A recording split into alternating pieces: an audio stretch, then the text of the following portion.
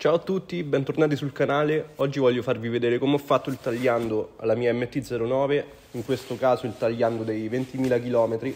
Infatti si dividerà in due video. Questo che state vedendo dove vado a sostituire l'olio e il filtro dell'olio, in questo caso olio Bardal 10V50 full sintetico e filtro KN Performance.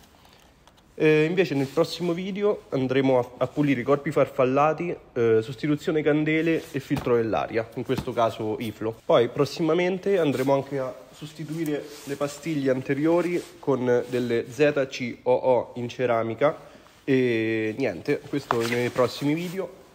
E spero che vi serviranno questi video. Tutti i link dei prodotti li trovate in descrizione. Ciao a tutti, buona visione.